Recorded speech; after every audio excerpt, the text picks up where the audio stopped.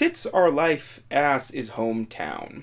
These are the sage words from genius of our time, Kenichiro Taka, and I apologize for butchering the pronunciation. And help put into mind just what kind of hole we are diving into, because this time on Juan More Level, we are going to talk about the newest mainline installment of Mr. Hometown's seminal and most popular work, Senran Kagura ESTIVAL VERSUS. Fuck me, why am I playing this?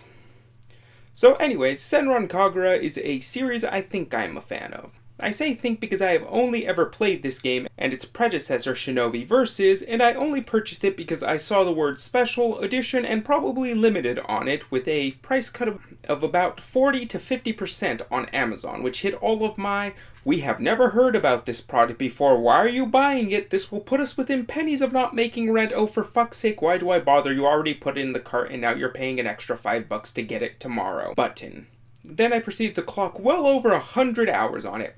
Rest in peace, PS Vita, you will be missed, except not really because the Switch is doing what you attempted and looks like it might actually succeed. Along with another dozen when I decided to buy it once more when it re-released on the PC.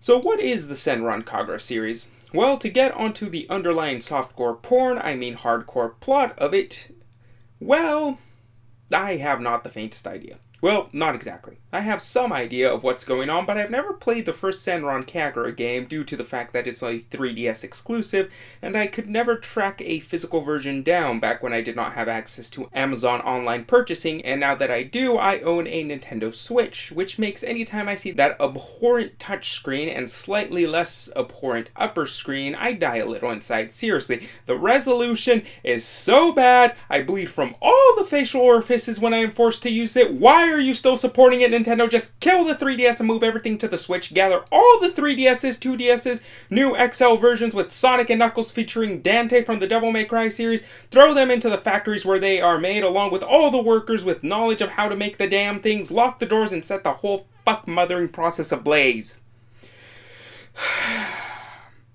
Actually, no. There's no need to make the workers suffer like that.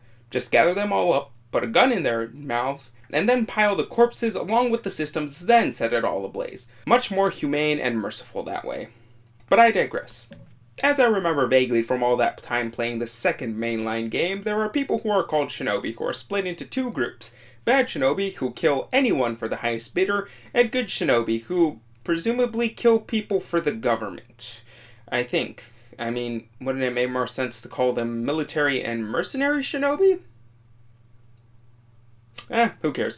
In the world, there are these two different factions of shinobi, and we specifically follow four groups. The Hanzo Academy, good shinobi in training led by generic peppy anime protagonist girl.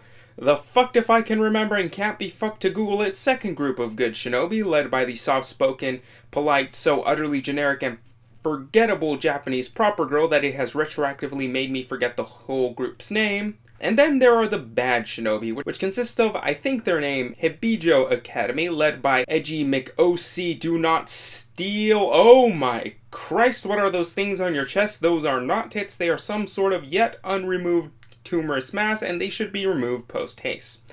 And then there's the Crimson Squad, led by Chea, I mean F Steak. I mean, her sole character trait is that she wants to eat things and she likes fighting. It's basically Chea. Who were once students of Hobo Joe's, except they left for reasons I don't know, and again, I can't be fucked to Google.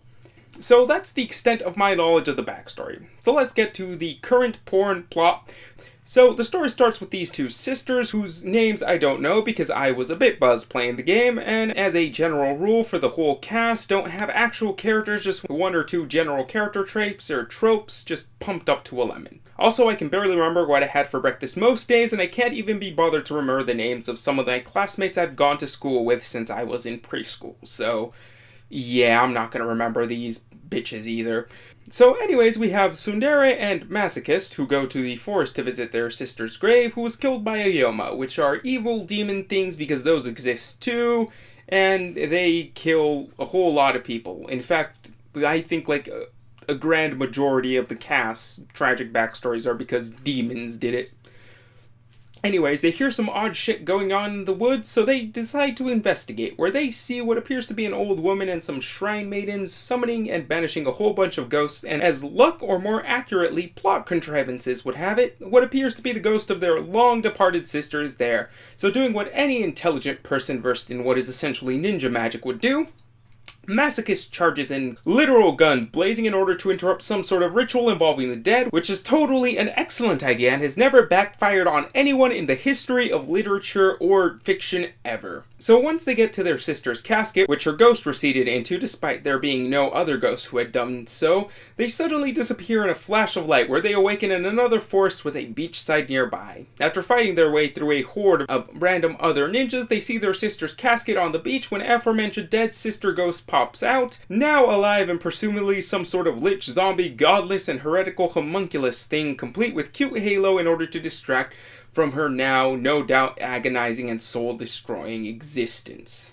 And then just to show that this game knows its audience, and because they obviously spent some not insignificant amount of money on a pseudo 2D CGI bikini dance number for the idle opening menu video, we see it again here. Look, there's the beach, water sports, look at the waifus in bikinis, sexual harassment, but it's okay if it's the same gender on gender. Suddenly aquarium, what the actual fuck is going on here? I don't know, but I sure as hell like it. And then we go and see every one of the factions that we have previously mentioned be sucked up into a glowing flash of light only to be deposited into this strange island where they are immediately all beset by ninjas. Eventually they fight their way back together, plus godless undead abomination Big Sister, where they meet generic protagonist Grandmother, and a new fifth group of magical ninja girls known as the Hatsune Miku Ragu Sisters or some shit. Except in actuality they are shrine maidens who have been trained in magic ninja combat and seemingly have all the skills as if they had been trained to be magic ninjas, except they're called shrine maidens. What? Anyways, Miss Protagonist's grandmother then tells them they have been drafted into the Shinobi Bond Dance, a tournament happening every 1,000 years or so that allows the souls of all the shinobis with regrets to manifest themselves onto this world specifically constructed to allow them to do so. Also, time is basically stopped on the outside, all in order to act as cannon fodder and get the will to hold onto the mortal coil beat out of them, while the living shinobi and shrine maidens beat the ever-living shit and clothing off of each other in order to be declared the strongest, where the winner will be awarded the coveted title of Kagura, basically biggest, baddest, and best-looking asses of the ninja world. Also, they are sent to fight yokai that seems to be the source of all the tragic backstories in the cast. Also, there is the fact that they're in an alternate dimension where time is stopped, meaning that they could be there as long as they like, and a lot of them have family that definitely died in a way that left a whole bunch of regret, but this won't be some sort of massive conflict and obstacle in finishing the bizarre and arbitrary ritual. Nah. So, we talked about the story, now about the gameplay. Well, it's a Musou-style game, meaning you control a single character who then mows down a horde of cannon fodder with various different combos. And by combos, I mean you hit X a certain amount of times, ending said combo with Y, except when you just continue hitting X. You can also use your Shinobi transformation, which refills your health, repairs your clothes, enables you to use Shinobi technique, which are basically super moves, each character having initially 2, followed by unlocking the ultimate move on level 12. And that's about it. That's all there is to the main core gameplay loop. Press button at enemies until their health or clothing are completely gone. Simple, not great, not bad, just simple. So then, is it worth the asking price of about 40 USD at the time of this video's release? It depends. If you're a fan of other Musou games, such as the Warriors franchise or similar, I say give it a spin. And if you're not a big fan or haven't tried them, then wait until a sale, I'd say around 50% or lower, and pick it up. Or if you're buying it via Steam, well then, feel free to play it and return it if it's not to your satisfaction. Of course, remember the 2-hour return limit. So yeah, that's my opinion on Senran Kagura ESTIVAL VERSUS. If you like this review, commentary, video thing, like and subscribe and feel free to comment. And if you didn't like it, well, there's a button for that too, and I guess you can comment with some constructive criticism or just to tell me to kill myself. I'm probably not going to do it, but feel free to do so. And if you really like my stuff, feel free to support me via Patreon, one-time donation, or just purchasing the game or other stuff off of my Amazon wishlist with the Amazon links. I still have not the faintest fucking idea how I'm supposed to end these videos, so that's it for the day. Goodbye.